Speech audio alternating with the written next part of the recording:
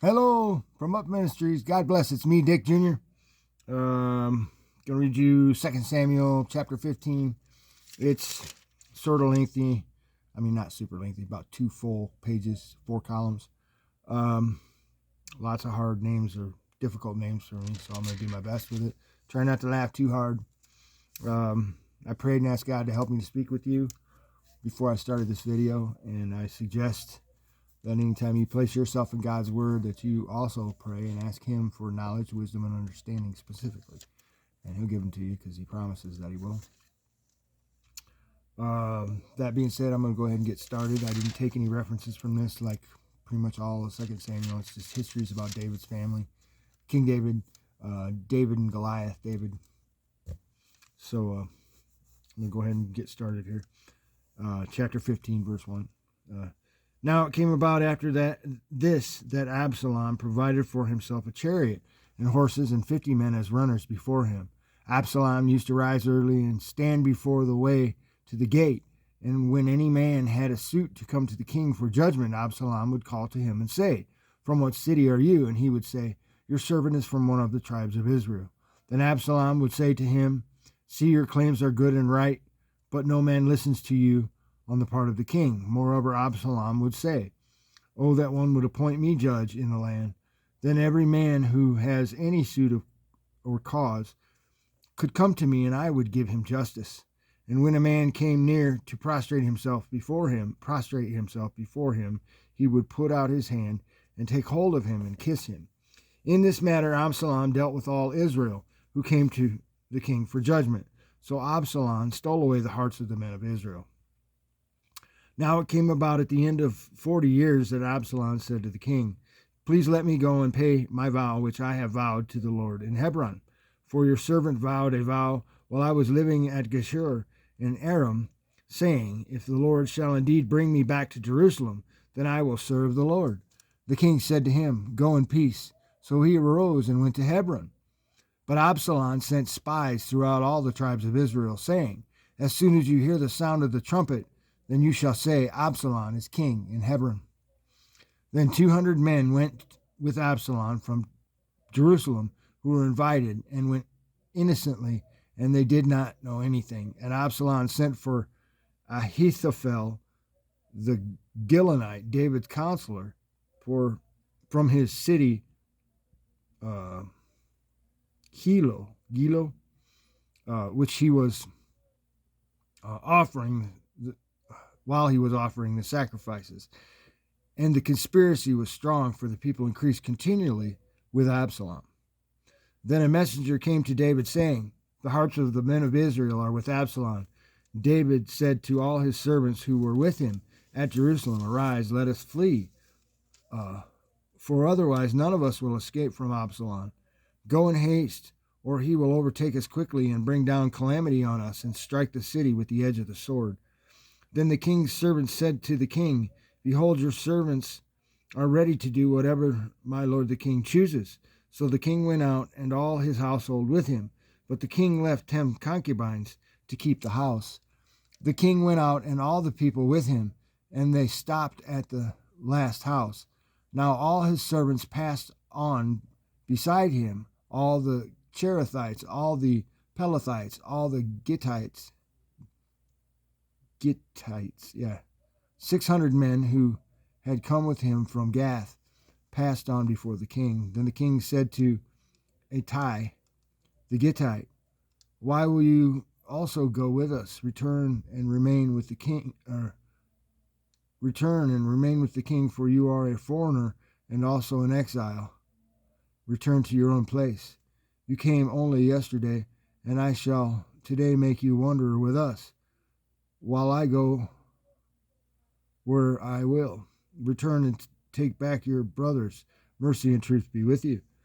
But Ittai answered the king and said, "As the Lord lives, and as my lord the king lives, surely wherever the Lord the king may be, whether for death or for life, there also your servant will be."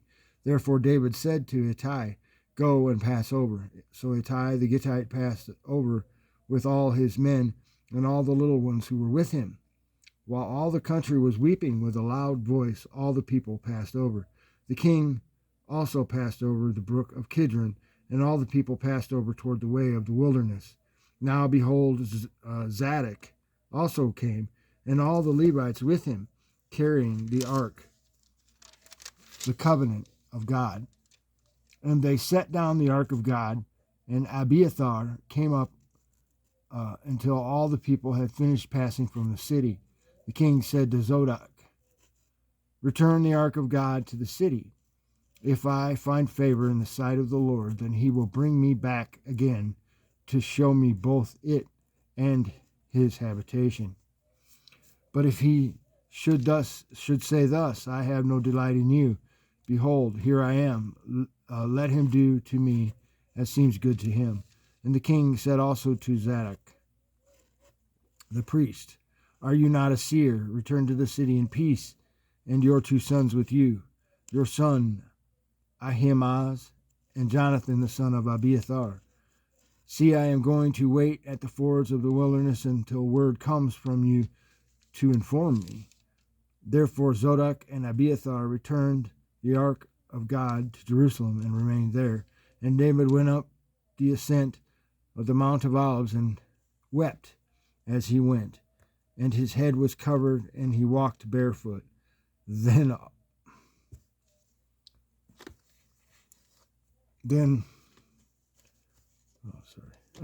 all the people who were with him each covered his head and went up weeping as they went.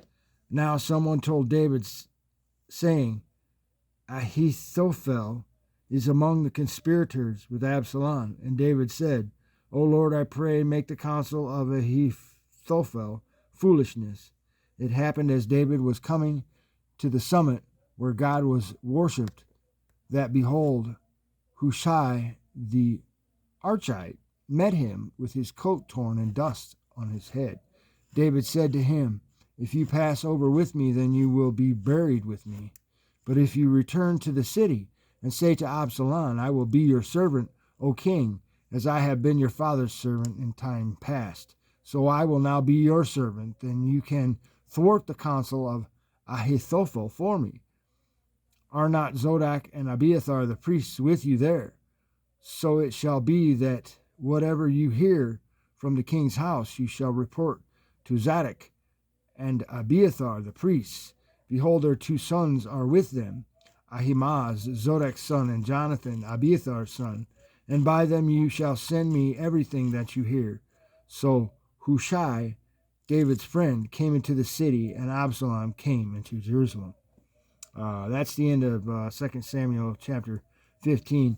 And why I took pause right there is where in verse 30 it says, "And David went up the ascent of the Mount of Olives and wept as he went, and his head was covered, and he walked barefoot." The reason that I said that is because Jesus would pray on that mountain and weep. And the fact that David took off his shoes, he was barefoot, reminds me very much of Moses in the burning bush when he said that, take off your shoes because you walk on holy ground. So David was walking on holy ground. That's what I believe. He believed he was walking on holy ground because later on he gets it says, coming to the summit where God was worshipped on the Mount of Olives. So David worshiped God on the Mount of Olives, barefoot. You see what I mean? So that's a very holy mountain, I would say.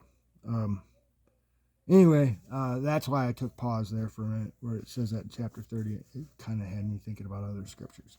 So thanks for listening, and God bless.